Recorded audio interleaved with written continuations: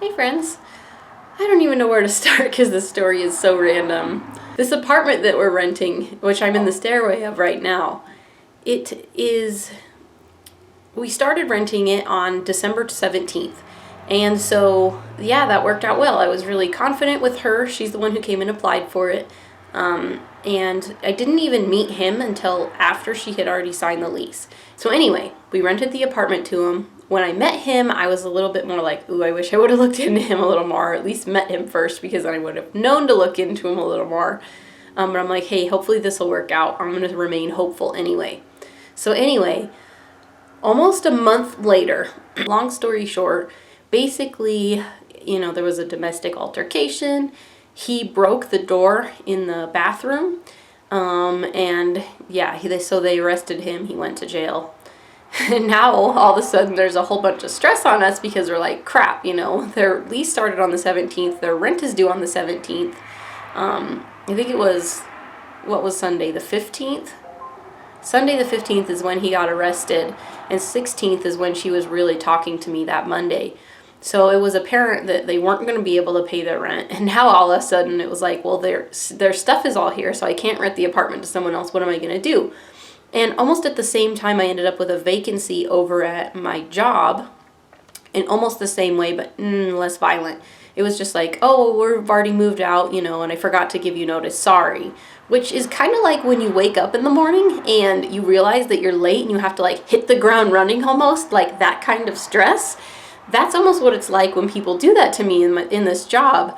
So it's like, oh crap, we're going to have a vacancy. I need to get this house rented. I need pictures. I need, to put the advertisements on Zillow, on HotPads, and Trulia, and Craigslist. You know what I mean? It's a lot of stress all at once. And then on top of it, my family decided to start a little family argument. So it just seemed like, not my personal family, but my outside family, like my parents and brothers and stuff.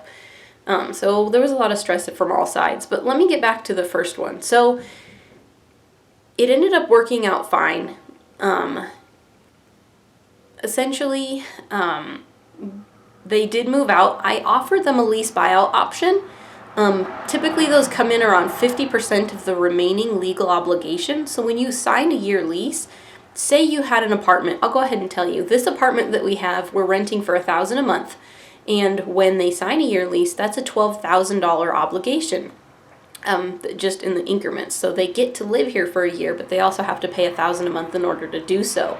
So if they wanted out of their lease early, what they would need to do is basically pay out half of that. So the earlier on in your lease you are when you want to try to get out of it, the more expensive it's going to be, and the later in the lease you are, the less expensive it's going to be because you're further along in your legal obligation. Hopefully that makes sense.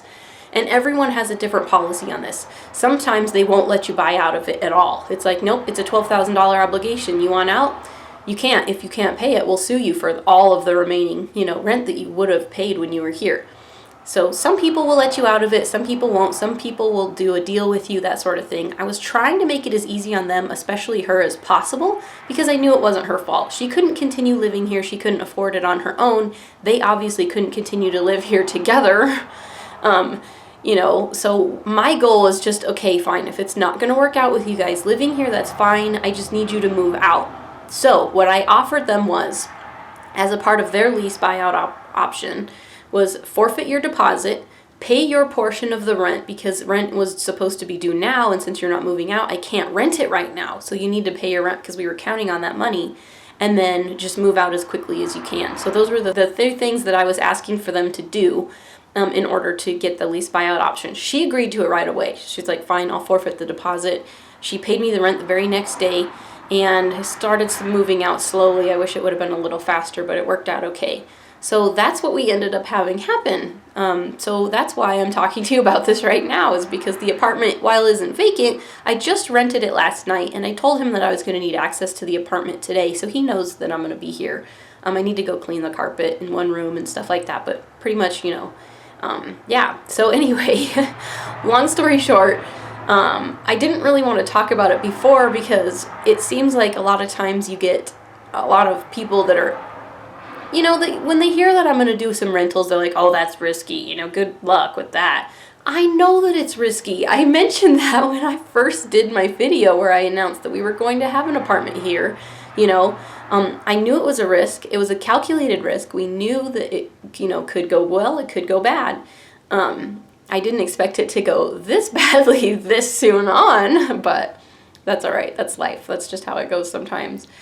So while it was a little bit stressful, it actually worked out fine. We have a new renter now. I'm really confident that it's going to work out fine with him.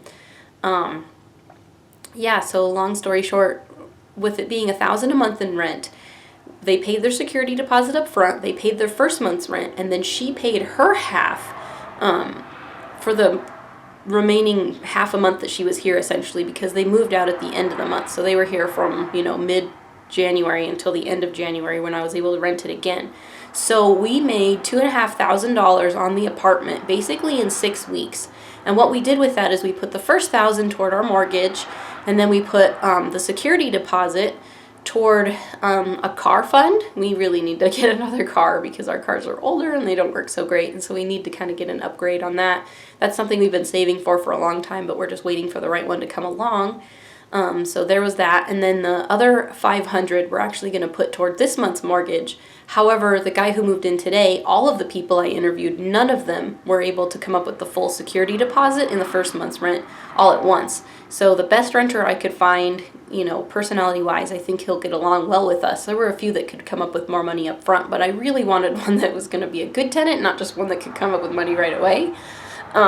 Learning my lesson from the last one.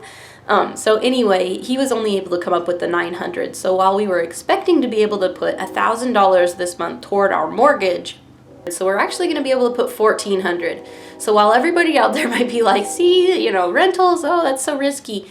While it was stressful and it was hard, and yes, we did have some work we needed to do, we helped them move, we, helped them with our truck. My husband took a couple of loads of stuff out for them. We carried some furniture down the stairs. We, countless phone calls, and lots of work was done. For this money, we actually ended up basically $1,000 ahead. We basically got to keep their $1,000 security deposit toward our car fund, which we're putting in the car fund. And then we get to pay a little bit extra toward our mortgage this month, so it was still worth it. So, good news, but bad news all at the same time. But the thing that I'm really here to talk about is the fact that I'm excited to show you the apartment, because a lot of you wanted to see it, but at the time when I did my house tour, the apartment was rented and I couldn't show it. I'm not just, even if they weren't home, I'm not going to go up there and just kind of like, here's the apartment. So he has started moving in, keep that in mind. But otherwise, yeah, he knows I'm going to be here and I have some work to do, so I'm going to show it to you while I'm at it. So let's go check it out. All right, it has a separate entrance. Let me show you really quick. So this is the view down the stairs. So he has his own entrance, the door at the top, and then when you first walk in, here is the living room. His couch doesn't quite fit the way it should, so he'll probably have to move that around to make that work. No white walls. Apartments typically have white walls, of course, and so yeah, it's a pretty decent sized living room. Again, his couch doesn't quite fit right. Nice little entryway. And then over here, he's probably going to end up putting his TV along this wall here. And then there is the kitchen, which is actually pretty nice. It's pretty efficient, like space-wise. So all of the appliances were left when we bought the house. These cabinets were unfinished, so we finished them. I picked out that color. We stained them and polyurethaned them just to get it ready for the rent. And then, so yeah, they have the fridge, the microwave, and the stove all come included when they live here. This is a nice tile floor, like real tile. It's not vinyl or anything like that. And then the other side with the sink and a dishwasher. And then there's a little pantry area over here, which I'm kind of kicking around the idea of possibly putting in a stackable washer and dryer, because when I was showing people the apartment, a lot of people didn't like that this house doesn't have a washer and dryer or even access to one. Like, big apartment buildings at least have a laundry room somewhere on site. There's nothing here. They would have to go to a laundry, mat. So, but then they forfeit that space. So I don't know. We'll see. We'll probably talk to the guy who's living here and see what he wants. And then over here is actually a dining area. So, a nice little nook where you can put a table or whatnot. And then, let's see. Let's go to the bathroom first. Hi, guys. Okay, so this is actually a pretty nice little sink, and sink-based cabinet. This is pretty cool. It's, a nice tiled shower. It was bad when they first put it in. The shelf thing was actually right above this one, and then water was sitting here and it was leaking, and since our house is below, that's going to leak and cause rot, and so we had stuff to fix. So that's how it is with most houses. So the tile doesn't line up perfectly because I couldn't find the exact same tile. I had to find a tile that was close enough and call it good. So, but that's the way that is. And then of course the stool. So this is actually a pretty nice little bathroom. The first bedroom over here, this is the smaller of the two bedrooms. This is the one that I have carpets that I need to clean. They built this shelf, it's kind of dumb. Yeah, nice space for a bed. And then the walk-in closet. Both of them have walk-in closets. This one's just kind of more deep than anything. It's pretty nice, pretty big. And then down there you can kind of see our yard and our little chicken area and stuff, so that's cool. And then the master bedroom here. Much larger than the other bedroom, but it's nice.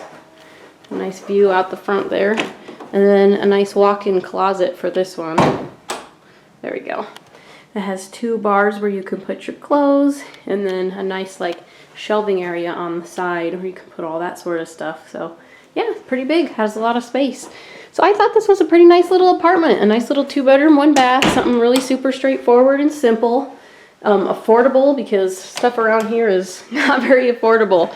So there you go, guys. That's the apartment. That's why I was stressed out, and that's why I've been so busy with other stuff. Feels like when you have a lot going on in life, when you have a lot going on in life and it's like you're trying to fix problems left and right, it just seems like it's really tiring. When I'm trying to be positive and, when there are problems that come up and I'm constantly trying to find solutions to this problem, solutions to that problem, and, working with people on this and, being flexible and, trying to make everything work, just trying to make everything work sometimes is so exhausting that you just don't have, time or effort for other people and things like you wish you could or should. While it's fine now, I prefer to talk about stuff after things have kind of passed, because when you're actually going through the hard things, it kind of seems like, at least for me, I'm always up and then down and up and then down. It's almost like I freak out and then I pep talk myself to get me back on track again. Does that make sense? So once you get through something, it's easier to look back and be like, okay, here's how it worked out, So it seems like, to me anyway, when I go online and I look on social media and stuff like that, I look at other people and I'm like, why is everyone else's life so easy? Why do they have it so easy? Why do they, the things that other people do just work out, It's because they post a picture and it's like, oh, look at our new chicken coop and it's super cute and nice. But you don't really see all the work that has to be done for that coop beforehand, or during, or how much it cost, or any of the other smaller details. So please don't look back at what we have going on and be like, oh, well, it seems like things just work out really well for them. They don't. You just don't see all of the hard things and all of the details that make this all happen. So that's why I'm being real with you. I know that the rental business was going to be hard. We knew it was going to have problems. We knew it wasn't always going to go well. Again, we didn't know it was going to go not so well right away, but what my solution is to try to make the best of the situations that we have go on. And so that's what we did. We worked with them as best as we could. We were really, really nice to them to make it work. And yeah, so that's how it worked out. And there's our apartment. So thanks for watching this video. We'll see you next time. I'm Frugal Green Girl.